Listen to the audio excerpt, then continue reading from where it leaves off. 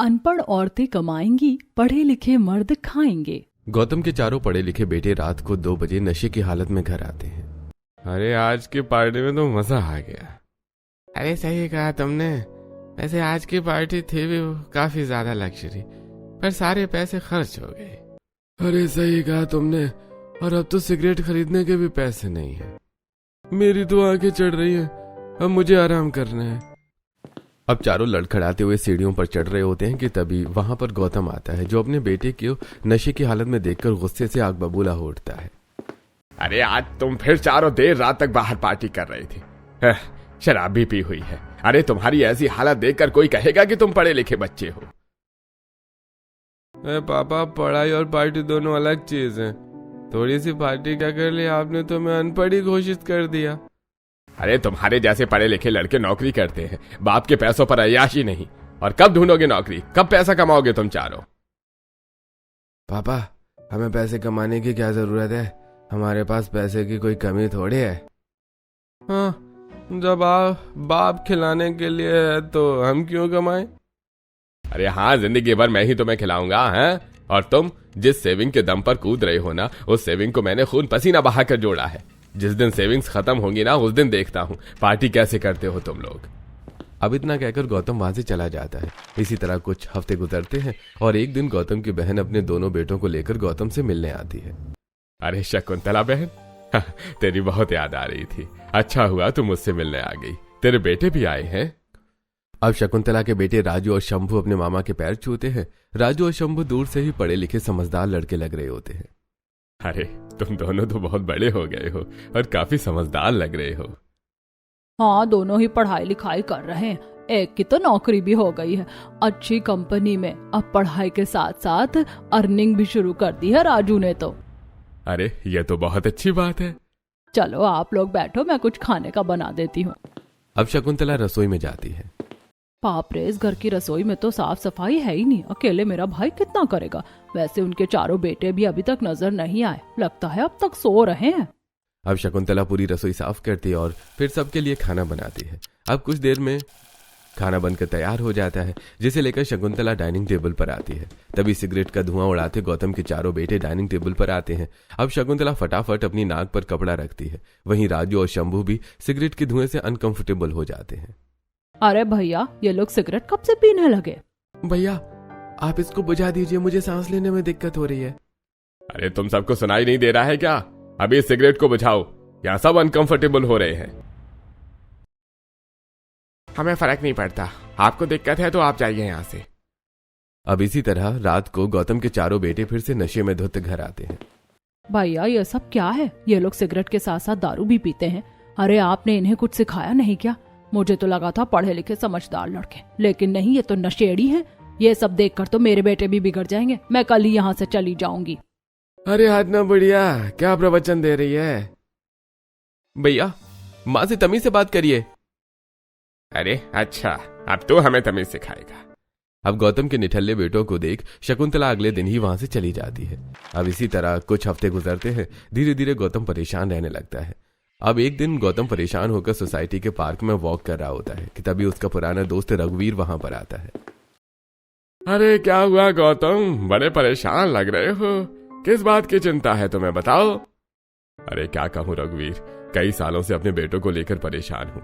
इतना पढ़ लिख कर भी मेरे बेटे कमाने नहीं जाते और मेरे ही जोड़े जमा पूंजी को उड़ाते रहते हैं। दिन भर बस नशे करते हैं, आवारागर्दी करते हैं। अब रघुवीर गौतम को सुझाव देते हुए, अरे एक काम कर गौतम, कैसे भी करके अपने बेटों की शादी कर दे। पत्नियां आएंगी, जिम्मेदारी पड़ेगी तो पैसे कमाने जाएंगे ही। और हाँ, लड़की भी कोई अनपढ़ी ढूंढना, पढ़ी लिखी तो नहीं करेगी इनसे शादी। हाँ, मुझे तेरी बात काफी हद तक ठीक लग रही है। मैं कल ही घर पर पंडित जी को बुलवाकर इनसे अनपढ़ लड़कियों के रिश्ते मांगता हूँ। अब गौतम अपने घर में पंडित बुलवाता है और उससे जानबूझकर अनपढ़ लड़कियों के लिए रिश्ते मांगता है। गौतम जी, मैंने तो सुना था आपके लड़के काफी पढ़े लिखे हैं, तो फिर आप अपने पढ़े लिखे बेटों के लिए अनपढ़ लड़कियां क्यों ढूंढ रहे हैं? यह हमारा निजी मामला है पंडित जी, आप बस लड़कियां दिखाइए, वो भी अनपढ़। अब पंडित चुपचाप एक ही परिवार की 4 अनपढ़ लड़कियां दिखाता है जो आपस में बहनें होती हैं। अच्छा, तो ये चारों बहनें हैं और चारों ही अनपढ़ हैं। वैसे दिखने में तो अच्छी लग रही है, मुझे ये लड़कियां पसंद है अपने बेटों के लिए। पंडित जी, आप लड़की वालों को कह दीजिए कि हम जल्द ही उन्हें देखने आएंगे। अब पंडित के जाते ही गौतम चारों अनपढ़ लड़कियों की तस्वीर लेकर अपने बेटों के कमरे में जाता है, जहां गौतम के पढ़े लिखे बेटे गवारों की तरह अपने कमरे में दारू पीते हुए ताश खेल रहे होते हैं। दिन पर दिन निहायती घटिया हो गए हो तुम चारों। अब घर में भी तुमने पीना शुरू कर दिया, और ये क्या ताश खेलना, ये किसने सिखाया तुम्हें? अरे क्या यार पापा, जब देखो तब हमारे किसी न किसी काम में टांग अड़ाते रहते हो। अरे हाँ, और आने से पहले कमरा नॉक क्यों नहीं किया? अरे इस कमरे में आने का मुझे शौक भी नहीं है। मेरी बात कान खोल कर सुन लो। पंडित जी से मैंने तुम चारों के लिए लड़की का रिश्ता मांगा है, और अब मैं तुम लोगों की शादी करवा रहा हूँ। शादी के बाद तुम्हारा परिवार बढ़ेगा, इसलिए अब कोई काम धंधा ढूंढ लो। अरे निकलो यार पापा यहाँ से, क्यों टेंशन दे रहे हो हमें? अरे हमें नहीं करनी कोई शादी वादी। और क्या, हम अपने आप को तो संभाल नहीं पाते, अपनी पत्नियों को क्या संभालेंगे, वो भी अनपढ़ पत्नियों को। अरे अच्छा, पढ़ लिख कर घर में गवारों की तरह मुफ्त की रोटियां तोड़ रहे हो। अरे लोग तुम्हें अनपढ़ का ताना तो देने ही लग गए हैं, और अगर अब शादी नहीं करोगे ना तो कुछ ही हफ्तों में तुम्हें नामर्द का ताना भी मिलना शुरू हो जाएगा। इसलिए चुपचाप से कल मेरे साथ लड़की देखने चल। अब अगले दिन गौतम अपने बेटे को अच्छे लड़कों की तरह तैयार करवाकर अपने साथ अनपढ़ लड़कियों के घर रिश्ता लेकर जाता है। लड़की वाले अमीर पैसे वाले घर के लड़कों को देखकर बड़े खुश हो जाते हैं। अरे आप लोग आ गए, आइए बैठिए।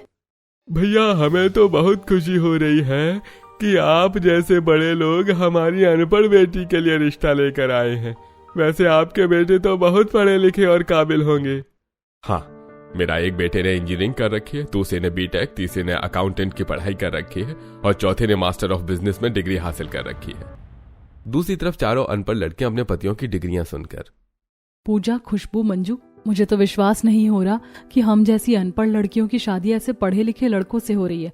अब तो वहां जाकर हम भी समझदार हो जाएंगे। हाँ, सही कहा, कितने अच्छे लड़के, खुद पढ़े लिखे हैं और हम जैसी अनपढ़ से शादी कर रहे हैं। जी, मुझे तो आपके चारों लड़के बहुत पसंद आए। अब आप लोग बताइए, आपको मेरी बेटियां पसंद आई?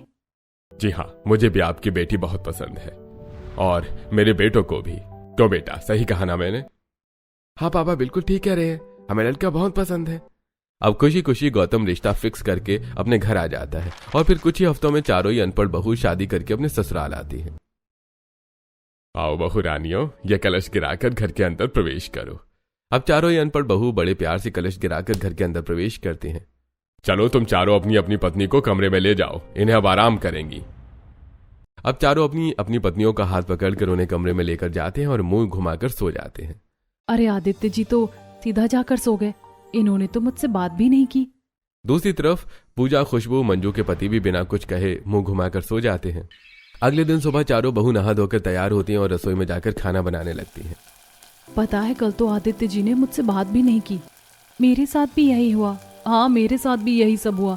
मैंने सोचा कुछ बात होगी, थोड़ा एक दूसरे के बारे में जानेंगे, लेकिन उन्होंने बात करना भी जरूरी नहीं समझा। क्या पता थक गए हो शादी की थकावट से। अब चारों ही बहू खाना बनाकर डाइनिंग टेबल पर लेकर आती हैं। गौतम खाने की टेबल पर बैठा होता है, वहीं लड़खड़ाते हुए चारों बहू के पति भी डाइनिंग टेबल पर आते हैं। अरे बहू, खाना तो बहुत अच्छा बनाया है तुमने। जी शुक्रिया पापा जी। अब चारों अनपढ़ बहू इंतजार में होती हैं कि उनके पति भी उनके खाने की तारीफ करेंगे, लेकिन वो लोग खाना खाकर उठकर अपने कमरे में चले जाते हैं, और कमरे में जाकर वो लोग दारू पीते हैं और बैठकर ताश खेलते हैं। अब ये नजारा देखकर चारों अनपढ़ बहुएं हैरान हो जाती हैं। अब 2 से 3 दिन तक घर में यही सिलसिला चलता है, और एक दिन चारों हॉल में अपने पति से कहती हैं, दिवाकर जी, आप काम पर नहीं जाते हैं क्या?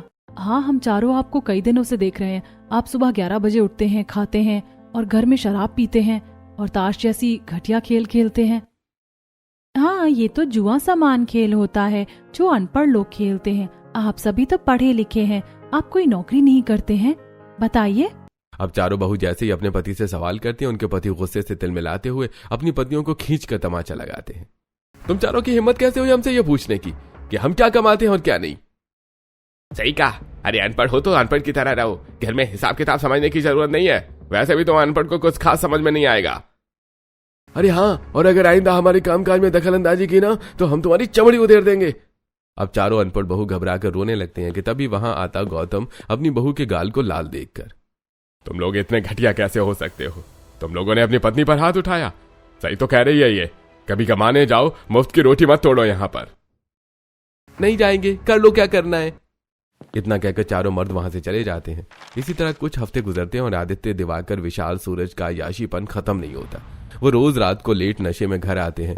वहीं घर के अनपढ़ बहू रोज सुबह अपने पढ़े लिखे पतियों के शराब में डूबे गंदे बदबूदार कपड़ों को धोकर रखती हैं। अब इन चीजों से परेशान होकर वो एक बार अपने पति से कहती है, विशाल जी, आप कब तक ऐसे ही पापा जी के पैसों पर अय्याशियां करेंगे? कल को जमा पूंजी खत्म हो गई तो? हाँ सूरज जी, भविष्य में पैसा होना जरूरी है। अब यह सुनकर चारों ही पढ़े लिखे मर्द गुस्से में अपनी अपनी अनपढ़ पत्नियों का हाथ मोड़ देते हैं और टेबल पर रखी शराब की बोतल उठाकर अपनी पत्नियों के सिर पर फोड़ देते हैं, जिससे उनके सिर पर गहरी चोट आ जाती है। ये क्या किया आपने? आखिर क्यों आप लोग कमाने के नाम से इतना चिढ़ते हैं? अरे चुप हो जाओ, हमें मत सिखाओ कि हमें क्या करना है क्या नहीं। पापा जी। इतने में वहां पर गौतम आता है। ए भगवान, घर में रह रह कर तुम लोग जानवर बन गए हो क्या? अरे शर्म करो, इन अनपढ़ लड़कियों ने तुमसे शादी कर ली, वरना तुम जैसे जाहिलों को कोई अपनी लड़की भी ना दे। तो हमने कहा था क्या हमारी शादी करो? आपको ही शौक था ना हमारी पत्नी लाने का, तो अब हमारे साथ साथ इन्हें भी पालो, क्योंकि हम नहीं कमाएंगे पैसा, और अगर इन्होंने कुछ बोला तो हम इन्हें भी नहीं छोड़ेंगे। अब इतना कहकर वो चारों वहां से चले जाते हैं। वहीं अकेले में चारों अनपढ़ बहू बिलक बिलक कर रोती हैं। हम लोग क्या सोच कर यहाँ आए थे और हमारे साथ क्या हो रहा है? इसका मतलब हमारे पति कोई नौकरी नहीं करते, ये हमारे ससुर के पैसे पर उड़ रहे हैं। हम तो अपने गरीब माँ बाप को भी नहीं बता सकते ये सब, उनके दिल पर क्या बीतेगी। अब धीरे धीरे कुछ महीने गुजरते हैं और अब गौतम की सारी सेविंग्स खत्म हो जाती है और घर में खाने के भी लाले पड़ जाते हैं। सुनिए आदित्य जी, रसोई का राशन खत्म है, खाना कैसे बनेगा? घर में पैसे भी नहीं है। अब यह सुनकर आदित्य राधिका के बाल खींचते हुए कहता है, मुझसे पैसे मांग रही है राशन के? अनपढ़ जाहिल, मैं कहां से पैसे दूंगा? मैं कमाने जाता हूं। वो अपने अपने कमरे में चारों बहन अपने पति से पिट रही होती है। इसी तरह कुछ दिन गुजरते हैं और अब जब खाने की टेबल पर चारों पति का खाना नहीं मिलता तो वो बर्तन उठा उठाकर अपनी पत्नियों के शरीर पर तोड़ने लगते हैं। खाना कहाँ है? खुशबू, हमें भूख लग रही है, खाना ला कर दो हमें। अरे तुम सब पूरे दिन क्या कर रही थी? घर में खाना क्यों नहीं बनाया इतने दिनों से? खाना कैसे बनेगा? राशन नहीं है घर में। आप लोग जाइए ना बाहर, पैसे कमाइए, फिर देखिए हम खाना बनाते हैं। अब यह सुनकर विशाल उठता है और अपनी पत्नी के गाल पर चांटा मारता है। अच्छा, अब तुम अनपढ़ हमें पैसे कमाने को बोलोगी? एक काम कर जाओ, तुम पैसे कमा कर लाओ, क्योंकि हमें खाने की आदत है, कमाने की नहीं। हम कैसे कमाएंगे? हम तो अनपढ़ हैं जी, पढ़े लिखे होते तो कमा भी लेते। अब इसी तरह अगले दिन एक पार्टी में जाने के लिए दिवाकर को अलमारी में अच्छे कपड़े नहीं मिलते हैं। वो इससे गुस्से में दिवाकर बेल्ट निकालकर पूजा को मारना शुरू कर देता है। मेरे पास एक भी पहनने को अच्छे कपड़े नहीं है, तुझे दिखाई नहीं देता? चल पैसे दे मुझे। जी मैं कहाँ से दूं पैसे? दूसरी तरफ राधिका का पति राधिका को पीटते हुए, चल पैसे दे, मुझे शराब पीना है। मैं कहाँ से पैसे दूं आपको? मेरे पास एक भी रुपए नहीं है। अब चारों पत्नियां रोते हुए अपने कमरे से बाहर आती हैं। वो हर दिन पिटने के बाद चारों आपस में, रोज रोज पिटने से तो अच्छा है कि हम कोई काम ढूंढ ले। हाँ सही कह रही हो तुम। अब चारों बहू काम ढूंढने घर से निकलती हैं और अनपढ़ होने के कारण उन्हें लोगों के घर में सिर्फ नौकरानी का काम ही मिल पाता है। अब रोज सुबह चारों अनपढ़ बहू अपने पति को सुबह की चाय, दोपहर का खाना बनाकर काम पर जाती हैं और दूसरों के घर भी काम करती हैं। अब शाम को चारों अनपढ़ बहू एक साथ काम खत्म करके घर आती हैं तो देखती हैं कि उनके पति सोफे पर बैठकर सिगरेट पी रहे हैं और चारों तरफ कचरा फैला हुआ है। अरे आप लोगों ने तो पूरा घर गंदा कर रखा है और आप लोग धूम्रपान भी करते हैं। अरे अगर हम कमाने गए थे तो आप कम से कम घर में साफ सफाई ही कर देते। अब अपनी अनपढ़ औरतों के मुंह से यह सब सुनकर गुस्से में वो अपनी पत्नियों की कलाई पकड़कर उनके हाथ में जलता हुआ सिगरेट चिपका देते हैं। बाप रे, आप ये क्या कर रहे हैं? हमारा हाथ छोड़िए, हमारा हाथ जल रहा है। आखिर हमने क्या गलत कहा आपको? अगर हम बाहर कमा रहे हैं तो क्या आप घर नहीं संभाल सकते? अच्छा, 2 पैसे कमाते ही तुम हमें इस घर का नौकर बनाना चाहती हो? अनपढ़ हो तो अनपढ़ की तरह रहो। हाँ चलो, लो ये बताओ आज कितनी कमाई हुई है? पैसे दो, हमें पार्टी करनी है। नहीं, हम पैसे नहीं देंगे, घर में राशन खत्म है, हमें राशन लाना है। लाख मना करने पर भी उनके पढ़े लिखे पति उनके हाथ से पैसे छीनकर वहां से चले जाते हैं। अब इतना अत्याचार सहने के बाद भी वो चारों अनपढ़ बहू अपने पति को सुबह की चाय बनाकर उनके कमरे में देती हैं, घर की सफाई और खाना बनाकर पैसा कमाने कहीं धूप में निकल जाती हैं। अब इसी तरह एक रात चारों अनपढ़ बहू को घर में आने में लेट हो जाता है और उनके पति उनके ऊपर खाली बर्तन फेंकने लगते हैं। पैसा कमाने लगी हो तो घर आने का टाइम भूल गई हो। अरे रात को खाना कौन बनाएगा, भूख से तड़प रहे हैं हम। जी जी जी बस बना रहे हैं, रुक जाइए। अब गौतम आकर अपनी बहुओं को बचाता है। अरे शर्म नहीं आती तुम सबको, अपनी अपनी पत्नियों की कमाई खाते हो। ये हमारी पत्नी है, हम इनके साथ कुछ भी कर सकते हैं, आप कुछ मत बोलिए। आप तो वैसे ही अपनी पत्नी खो बैठे हैं। रुकिए, ऐसा मत कहिए, वो आपकी भी माँ थी। हमें फर्क नहीं पड़ता, हमें फर्क सिर्फ पैसों से पड़ता है। अब इसी तरह एक दिन काम पर से आकर चारों पत्नी अपने पति का खाना लगाती हैं कि तभी वो सभी खाने की प्लेट को फेंकते हुए, हमें नहीं खाना ये घटिया खाना, हमें पैसे दो, हमें रेस्टोरेंट में जाकर खाना है। नहीं, हम इतने पैसे नहीं कमाते हैं कि घर में भी खाना बनाएं और बाहर रेस्टोरेंट में भी पैसे खर्च करें। हम अनपढ़ हैं और नौकरानी की नौकरी करते हैं। अब ये सुनकर चारों पति गुस्से से उठते हैं और अपनी पत्नियों का बाल खींचने लगते हैं।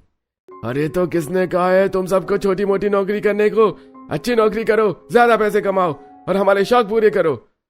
अब घबराकर चारों ही अनपढ़ स्त्री अपने आंचल से पैसे निकालकर अपने अपने पति को दे देती हैं और वो अय्याशों की तरह बाहर महंगे रेस्टोरेंट में जाकर खाना खाते हैं। अब इसी तरह हर हफ्ते वो अपनी अनपढ़ पत्नियों के पैसों से घर में पार्टी भी करते हैं, जिसे देखकर उनकी पत्नियां कहती हैं, अरे हम इतनी मेहनत से लोगों के घर में काम करके 4 पैसे कमाते हैं ताकि घर का राशन पानी आ सके, लेकिन आप उन पैसों को अपने शराबी दोस्त पर लुटा देते हैं। हाँ, हम बहुत मुश्किल से 2 पैसे कमाते हैं। आप भगवान के लिए हमारे पैसों को ऐसे मत बर्बाद कीजिए, आप लोग खुद तो कुछ करते नहीं हैं। अब ये सुनकर फिर से उनके पति उनके ऊपर हाथ उठाने लगते हैं। हाँ, लुटाएंगे और ऐसे ही खाएंगे तुम्हारी कमाई।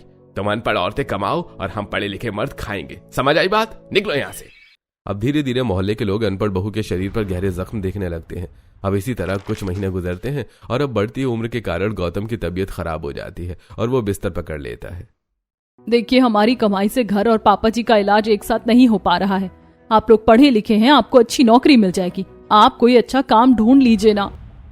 हाँ, आप लोग काम ढूंढ लीजिए ताकि पापा का इलाज हो जाए। हमसे कोई काम नहीं होगा, हमने शुरू से कोई काम नहीं किया है, जो करना है तुम करो, हमें फर्क नहीं पड़ता हमारा बाप जिए या मरे। अब इतना कहकर वो चारों वहां से चले जाते हैं। वहीं अब चारों अनपढ़ पत्नियां अब 2 से 4 घरों में जाकर जरूरत से ज्यादा काम करती हैं ताकि 2 पैसे ज्यादा कमा सकें। अब पैसा कमाने के बाद वो डॉक्टर से दवाइयां लाती हैं, घर भी चलाती हैं। वहीं उनके मर्द अपने शौक पूरे करने के लिए उनसे पैसे मांगते हैं और पैसे न मिलने पर उन्हें घर से बाहर निकालकर बेल्ट से मारने पीटने लगते हैं। छोड़ दीजिए, छोड़िए हमें। अरे हम अनपढ़ औरतें इतने पैसे नहीं कमा पाती कि घर भी संभाले और आपके शौक भी पूरे करे। हमारे पास नहीं है पैसे।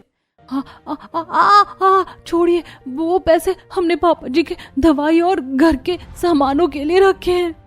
हमें फर्क नहीं पड़ता, हमें पैसे दो, हमें नशे की आदत है। वहीं पड़ोस के लोग ये सब देखकर दंग रह जाते हैं। बाप रे, कैसे जाहिल मर्द हैं, अपनी अनपढ़ पत्नियों को मार रहे हैं जो इन्हें कमा कर खिला रही हैं। ऐसे पढ़े लिखे मर्द से तो अच्छा है कि औरतें किसी भिकमंगे से शादी कर लें। इससे ज्यादा खुश तो वो भिकमंगे अपनी पत्नी को रखते हैं। अब जबरदस्ती वो पैसे छीनकर अपनी पत्नियों को धक्का मारकर बाहर शराब पीने चले जाते हैं।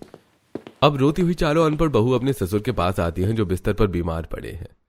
अरे बाप रे, तुम्हारे शरीर पर इतने जख्मों के निशान, ये सब मेरे बेटे ने किया है ना। मुझे बहुत बड़ी गलती हो गई। अरे मुझे अपने बेटों की शादी नहीं करनी चाहिए थी, मेरी वजह से तुम सबकी जिंदगी नरक हो गई। नहीं पापा जी, इसमें आपकी क्या गलती? एक पिता कभी नहीं चाहता कि उसका बेटा ये सब करे। आपने तो कई बार उन्हें समझाया। ये सब कुछ तो वो जानबूझकर कर रहे हैं। अब इसी तरह कुछ महीने गुजरते हैं और अब वो अनपढ़ बहुएं जो हजारों सपने सजाकर अपने पढ़े लिखे पति के साथ शादी करके शहर आई थी, अब वो अंदर ही अंदर टूट गई थी। और फिर एक सुबह चारों पति उठकर अपने कमरे से बाहर जाते हैं, जहां पूरा हॉल उथला पुथला रहता है, लेकिन आसपास कहीं उनकी पत्नियां नजर नहीं आती। वो रसोई में जाते हैं तो रसोई गंदी होती है और पत्नियां वहां भी नहीं होती। अब चारों रसोई से बाहर आकर अपने पिता के कमरे में जाते हैं जो बीमार लेटे हुए हैं। पापा, हमारी पत्नियां कहाँ हैं? कहीं दिखाई नहीं दे रही हैं। कमरे में चाय भी नहीं मिली हमें आज, घर भी गंदा है और रसोई में भी अब कुछ नहीं बना अब तक। अरे मैं बीमार हूँ, मुझे क्या पता कहाँ गई तुम्हारी पत्नियां। अब चारों भाई चौंकते हैं। कहाँ चली गई ये अनपढ़ औरतें? अरे कहाँ जाएंगी अनपढ़ औरतें, जाकर अपने मायके बैठ गई होंगी, आ जाएंगी कुछ दिनों में। अब बीवी की गैर मौजूदगी में उन्हें ना तो टाइम से चाय मिलती है ना ही खाना, जिस वजह से वो बाहर से पाव भाजी जैसी सस्ती चीज लाकर खाते हैं। इसी तरह 2 से 3 दिन गुजर जाते हैं, लेकिन उनकी अनपढ़ औरतें घर नहीं आती। अरे अब तो 3-4 दिन हो गए, लेकिन अभी तक हमारी अनपढ़ औरतें घर नहीं आई। चलो एक बार उनके मायके ही देख कर आते हैं, अगर वहां हुई ना तो डरा धमका कर ले आएंगे वापस। अब चारों पति शरीफ बनकर अपनी अनपढ़ औरतों के घर जाते हैं। अरे दामाद जी, आप अचानक बैठिए, मैं चाय लेकर आती हूँ। अब मालिनी चाय देती है। वहीं वो चारों मर्द घर में अपनी निगाहें घुमाकर अपनी पत्नियों को ढूंढ रहे होते हैं। अरे मम्मी जी, हमारी पत्नी कहाँ है? शॉपिंग करने साथ आई थी लेकिन बाजार से आते वक्त कहीं दिखाई नहीं दी। हमें लगा मायका पास है तो यहाँ आई होंगी। अरे नहीं दामाद जी, हमारी बेटी तो यहाँ नहीं आई, हो सकता है वो घर चली गई हो और आप यहाँ आ गए हो। अच्छा ठीक है, फिर तो हम चलते हैं। अब वो चारों हैरान होकर वहां से घर आ जाते हैं और ये बात अपने पिता से कहते हैं। अब गौतम उन सबको खींच के तमाचे लगाता है। ए भगवान, क्या कहा, वो मायके भी नहीं है। अरे 2 हफ्ते से ऊपर हो चुके हैं, बहू घर नहीं आई है। तुम लोगों के अत्याचारों के चक्कर में कहीं उन सब ने आत्महत्या तो नहीं कर ली? मैं बता रहा हूँ, अगर पुलिस केस हुआ तो मैं सब सच बता दूंगा। अरे नहीं, आप ऐसा क्यों कहते हैं? वो आ जाएंगे, वो कहीं नहीं गई हैं। अब धीरे धीरे 1 महीना गुजर जाता है लेकिन उनकी पत्नी घर नहीं आती है। अब मोहल्ले के लोग घर में घुसकर, अरे तुम चारों की अनपढ़ औरतें कहाँ हैं? आजकल दिखाई नहीं देती, घर में ही है कि मार मार कर उन्हें मार ही दिया। हाँ दिखाओ जरा, कहाँ है तुम्हारी औरतें? आजकल बाहर नजर नहीं आ रही हैं। अब चारों पढ़े लिखे पतियों की हालत खराब हो जाती है। पसीना सर से टप टप गिरने लगता है। अरे हम आपकी हिम्मत कैसे हुई बिना परमिशन हमारे घर में घुसने की? मैं आपके ऊपर कंप्लेन कर सकता हूँ। और हमारी पत्नियां कहाँ जाएंगी? वो अपने मायके गई हैं, हम नहीं भेजा उन्हें। अब इसी तरह 5 से 6 महीने गुजर जाते हैं और वो अनपढ़ औरतें अब भी घर नहीं आती। वहीं इन पढ़े लिखे आदमियों का खाना पीना दुश्वार हो जाता है। अरे कहाँ चली गई हैं ये चारों? टाइम से न तो खाना मिल रहा है, न साफ कपड़े, पैसे भी नहीं है खर्च करने को। अब भूख से परेशान होकर चारों पढ़े लिखे मर्द पहली बार रसोई में खाना बनाने जाते हैं और उनका हाथ जल जाता है। अरे यार, मेरा हाथ जल गया। भूख भी लग रही है, पैसे भी नहीं है, पापा की भी तबीयत खराब है। अरे देखो, खाना पीना हमसे नहीं बनेगा, उधार ले लेते हैं पैसे किसी से। अब आए दिन चारों पढ़े लिखे मर्द मोहल्ले से पैसे उधार लेते हैं तो कभी बैंक से लोन उठा लेते हैं और उन पैसों से भी पार्टियों में जाकर अय्याशियां करते हैं। अरे हमारी अनपढ़ औरतों को क्या लगा, अगर वो हमें छोड़कर चली जाएंगे तो हमारी जिंदगी खराब हो जाएगी। अरे भ्रम था उनका, ये ऐसा तो कभी नहीं होगा। अब उधार के पैसे से कुछ हफ्ते तो वो चारों बहुत मजे करते हैं लेकिन फिर पैसों की अकाली आ जाती है। मोहल्ले के लोग पैसे मांगने घर पर आते हैं। कौन है घर में? पैसे दो। मेरे पैसे लेकर बैठ गए, पैसे नहीं देते। अब बीमार गौतम उठकर बाहर आता है। जी, कौन से पैसे? अरे तुम्हारे बेटों ने पैसे लिए थे मुझसे, उधार 1 महीना हो गया है, अभी तक नहीं दिया। अब गौतम अपने गले की सोने की चेन सेठ के हाथ में देता है। पैसे तो नहीं है, ये चेन ले जाओ और आइंदा मेरे बच्चों को पैसे मत देना, वो कोई नौकरी नहीं करते, निठल्ले हैं निठल्ले। अब कुछ हफ्तों में बैंक के लोग नोटिस लेकर घर आ जाते हैं। गौतम फिर परेशान होता है। हाँ जी, बताइए क्या बात है? जी, आपके नाम से इतने पैसे लोन लिए गए हैं, कब चुकाएंगे?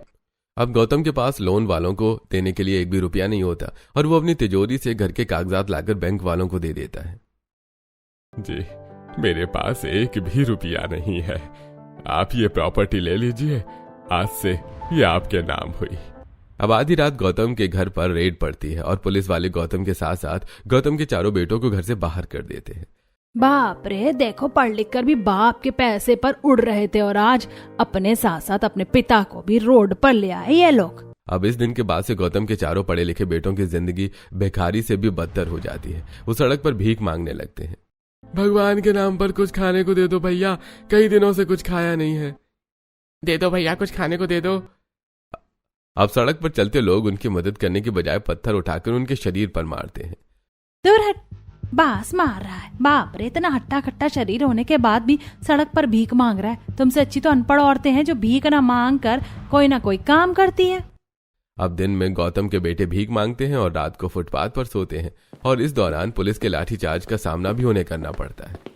देखो, पढ़े लिख कर भी तुम्हारी जिंदगी कैसी हो गई है। अरे तुम्हारे आगे तो अनपढ़ भी अब समझदार लगते हैं मुझे, और तुम पढ़ लिख कर अनपढ़ से भी गई गुजरे लगते हो।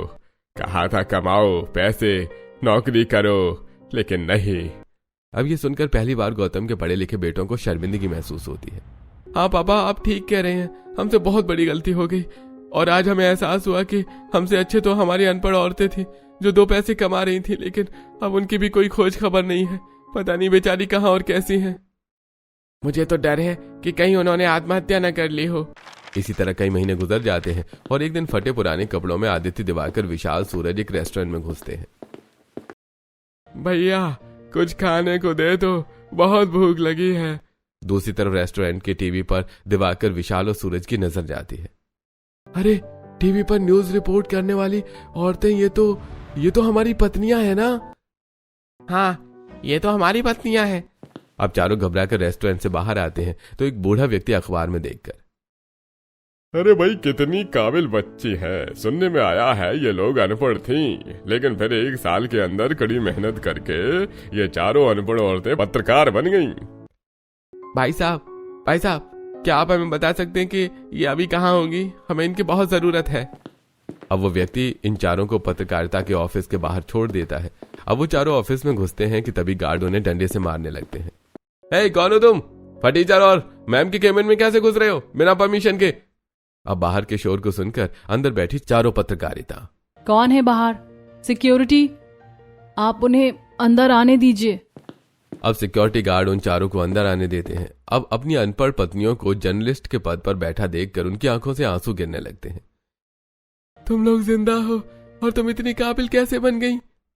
हमें तो लगा था कि तुमने आत्महत्या कर ली। हमने तुम्हें ढूंढने की कोशिश की, लेकिन तुम हमें नहीं मिली। अब वो चारों जर्नलिस्ट कहती हैं, आप लोगों ने जिस तरह हमारे ऊपर अत्याचार किया था, अगर कोई और औरत होती तो आत्महत्या ही कर लेती। हाँ, हमने तो सोचा था पढ़े लिखे आदमी के साथ शादी हो रही है तो हमारी जिंदगी बेहतर हो जाएगी। हाँ, लेकिन हम अनपढ़ औरतों की जिंदगी बेहतर होने की जगह और नरक हो गई। और तब हमें खुद पर पछतावा होने लगा कि आखिर हमारे माँ बाप ने हमें पढ़ाया क्यों नहीं। हाँ, और एक रात जब आपने हमें पैसों के लिए सड़क पर पीटा, हमारे शरीर पर गहरे जख्म थे। एक मन तो आया कि अब तो अति हो गई है, आत्महत्या ही कर लेना ही ठीक है, क्योंकि हमारे गरीब माँ बाप भी हमारे लिए कुछ नहीं कर पाते। लेकिन फिर उस रात, अरे कौन हो तुम चारों अनपढ़ गवार? मेरी गाड़ी के नीचे मरकर मुझे अंदर करवाओगी क्या?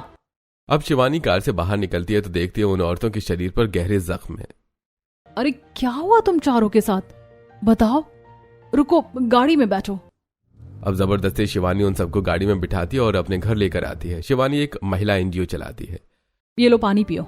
क्या हुआ तुम लोगों को? ये सब किसने किया? अब वो चारों अनपढ़ औरत अपनी सारी दास्तान शिवानी से कहती हैं। तुम लोगों के साथ इतने सालों से ये सब हो रहा है और तुम उन मर्दों की गुलामी करती रही। क्या मिल गया ये करके तुम्हें? इससे तो अच्छा होता तुम अपने ऊपर ध्यान देती। हमें लगा था आज नहीं तो कल वो सुधर जाएंगे, लेकिन वो दिन पर दिन शैतान बनते चले गए। छोड़ो, भूल जाओ उन्हें। खुद पर काम करो। तुम चाहो तो यहाँ रह सकती हो। धन्यवाद, आप समझदार लगती हैं। हमारी भी मदद कर दीजिए ना, हमें भी पढ़ना है और काबिल बनना है। क्या हम पढ़ लिख सकते हैं? हाँ, क्यों नहीं, बिल्कुल पढ़ सकती हो।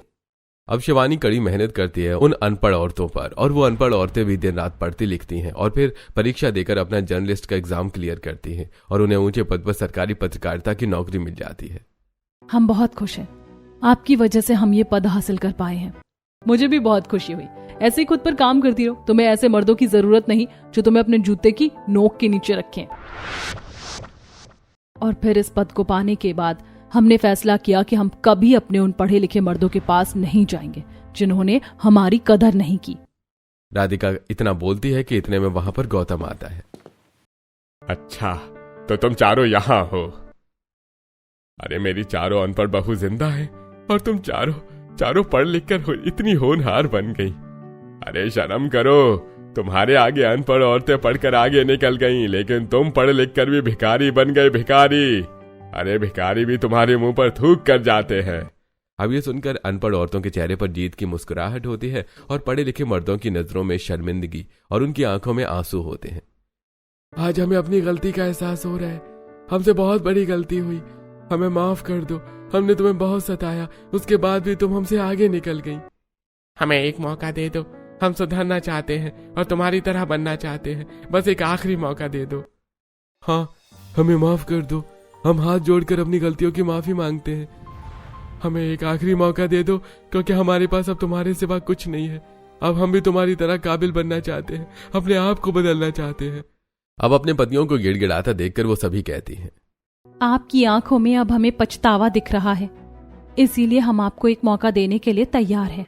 अब वो चारों अपने पति की गलतियों को माफ कर देती है और फिर उनके पति उनके साथ उनके घर में रहकर उन्हीं की तरह काबिल बनते हैं और अब एक पढ़े लिखे इंसान की तरह अच्छी नौकरी ढूंढकर नौकरी करने लगते हैं।